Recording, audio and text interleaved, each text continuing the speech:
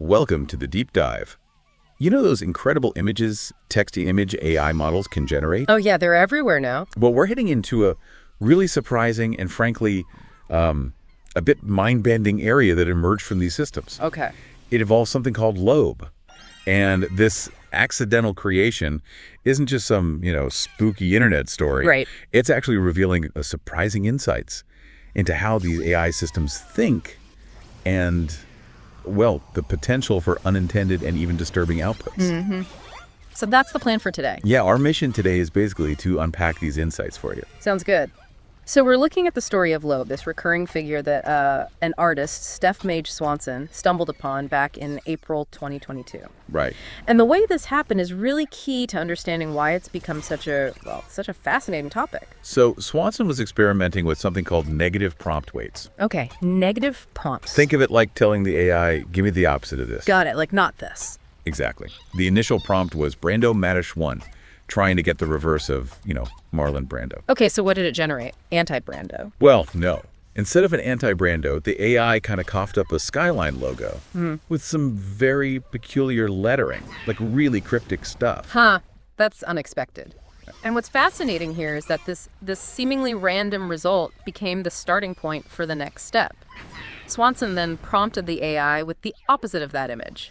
Digita PNT Skyline logo, Nadish 1. Okay. And this is where things took a turn and where Loab first appeared. Exactly. Instead of more random visuals, the AI consistently produced images of the same woman.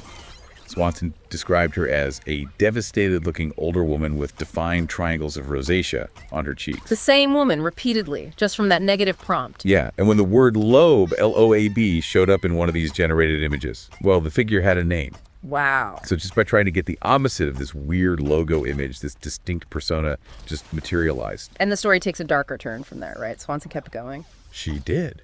She continued using images of Loab as prompts, and this is where it gets really unsettling. How so? What's remarkable and deeply disturbing is that these subsequent images increasingly contained violent and gory content. Oh, wow. Often with dismembered figures, women, children. Yet Loab's recognizable features, they remained consistently. So Lo herself was present in these violent images. Yes. It's like Loab became a focal point for these horrific themes within the AI's visual world, Mm-hmm. Swanson even theorized that Loab might reside in a specific isolated part of the AI's latent space. Okay, latent space, that's kind of the AI's internal map of concepts. Exactly, that sort of hidden map of concepts and imagery the AI uses. And Swanson thought this area might be located near extremely gruesome content. So this idea of latent space is pretty crucial for understanding this. Fundamentally. Yeah. Think of it like a giant map in the AI's mind where similar images are clustered together. So Swanson's discovery suggests Loab occupies a specific, maybe isolated neighborhood on this map. Yep. And the consistency with which she reappeared, even when combined with totally unrelated prompts, that indicates a surprisingly strong pull within this digital realm. And it wasn't easy to get rid of her either, was it? No, not at all. Swanson tried all sorts of distortions and manipulations to the prompts, right? But Loab kept showing up. It's almost as if she was, imprinted on the system. Precisely. Swanson even found that after multiple attempts to dilute Loab's presence by crossbreeding her image with others. Trying to sort of wash her out. Yeah, exactly. To the point where she seemed to have vanished. But then further crossbreeding of these supposedly Loab-free images could still lead to her reappearance. No way. Yeah, it's as if her core identity, or whatever constitutes her within the AI's understanding, was just lying dormant, ready to be reactivated. That's wild. Yeah. Really wild. And adding another layer of intrigue, Swanson has deliberately kept quiet about which specific AI software was used for these experiments. Right. We don't know the exact model. So while we have the story and the visuals, the exact technological context remains a bit of a mystery. And that's a conscious choice by Swanson, and it certainly adds to the enigma surrounding Loab. Sure does. It prevents easy replication of the experiment on the same platform, at least for now, which, allows for more focused discussion on that phenomenon itself. Okay, so just to make sure we've got it straight. Yeah. Loab wasn't intentionally created. No, total accident. She popped up unexpectedly through this process of negative prompting. Once she appeared, she was incredibly persistent, constantly reappearing Very sticky. in generated images, even when those images were heavily altered. And perhaps most strangely, her presence seemed to be linked with the creation of violent and gory content. Yeah. It's a truly bizarre situation, and the reaction to Loab's emergence has been equally varied and fascinating. I bet. How did people react? Well, almost immediately, she was called the first AI-generated cryptid. A cryptid, like Right. Bigfoot or Nessie. Kind of. But digital. It really speaks to that feeling of the uncanny and the unknown that she evokes. People started drawing parallels to urban legends and creepypasta, those internet horror stories. Oh yeah, totally. Yeah. The internet definitely loves a good mystery, especially one with a slightly spooky twist. It's fascinating how quickly the internet latched onto this. Absolutely. I read one comment describing Loab as the ghost in the machine, but digital, which I think really captures that uncanny feeling. That's a good way to put it. But beyond the initial shock and the internet's fascination with Loab as, like, a digital ghost, her appearance also sparked some serious questions about the nature of these AI systems. Absolutely. And that's where it gets really interesting, beyond just the spookiness. One perspective, highlighted by Stephen Marche in The Atlantic, described Loab as a form of expression that has never existed before. A new form of expression. Yeah, with an authorship that's kind of unclear, existing almost as a byproduct of our collective visual heritage, but as understood or misunderstood by the AI. It raises fundamental questions about what it means for AI to create and whether these outputs can hold, artistic or cultural significance. Then you have a more, maybe down-to-earth viewpoint. Some experts, like Meharry Aitken at the Alan Turing Institute, suggest Loab isn't some spooky emergent entity, Okay.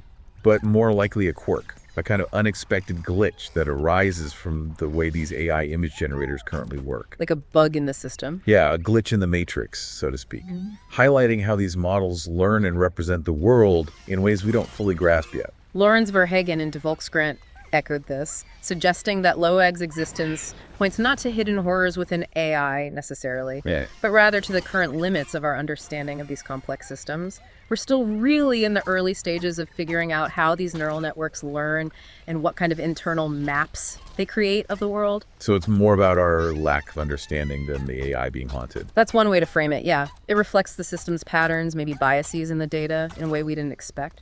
And then there are those who see Loab through a more art historical lens. Carly Casella, for Science Alert, likened her to a modern-day Trony. A Trony, like the Dutch paintings. Exactly, those studies of faces and expressions that were popular in Dutch Golden Age painting. The idea here is that Loab might not represent a real person, but rather a recurring visual motif or concept that the AI has latched onto. Ah, okay. That's a really interesting way to look at it.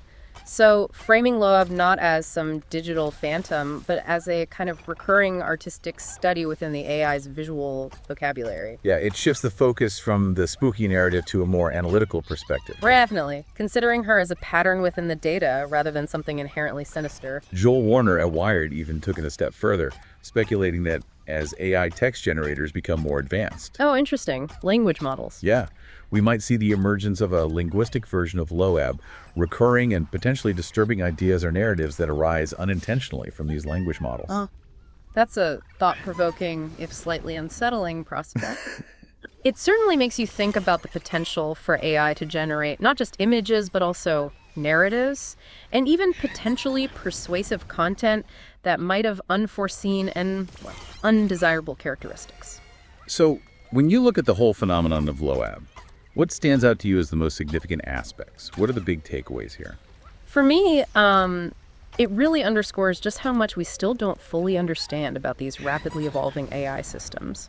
Loab's accidental creation and her persistent recurrence serve as a powerful reminder that AI can produce outputs that surprise even its creators. Absolutely. It feels like we're still very much in the early stages of exploring this technology, and Loab is one of those unexpected discoveries that makes you realize the sheer complexity involved. And secondly, I think Loab has really tapped into a fundamental human fascination with the unknown and the uncanny. Absolutely. The internet's quick adoption of her as an AI cryptid shows our tendency to create stories and find meaning, even in unexpected digital phenomena like this. Precisely.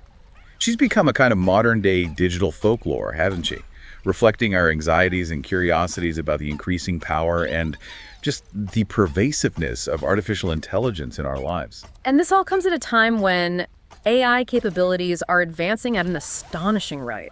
We're We're seeing what one of our sources called these breakthrough moments, right? Yeah, seems like every week there's something new. With new image and language tools appearing seemingly every day, there's definitely a sense of, well, breakneck speed in this field right now. Which, as the article from ABC News points out, raises some important considerations. The rapid deployment of these powerful tools without fully grasping their potential consequences is something worth thinking about. For sure. We're already seeing discussions around things like misinformation, deep fakes, and increasingly sophisticated AI-generated media could really amplify these issues. It brings up an interesting duality, doesn't it?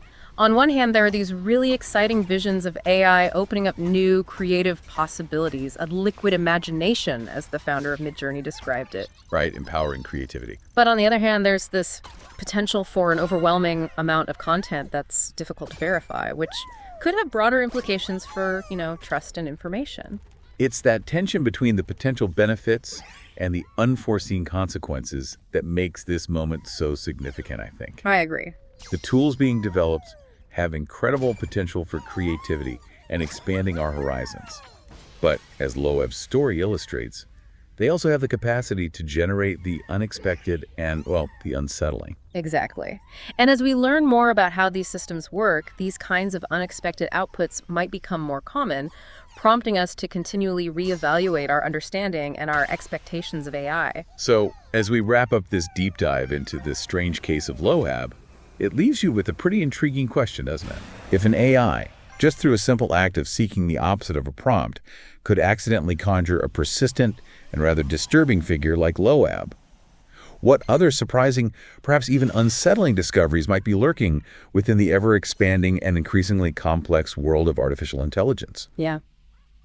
And what does that tell us about our relationship with this technology, the nature of creativity in machines, and, well, the vast unknown that still lies ahead? It's definitely something to think about long after our discussion today. Absolutely. Well. Food for thought.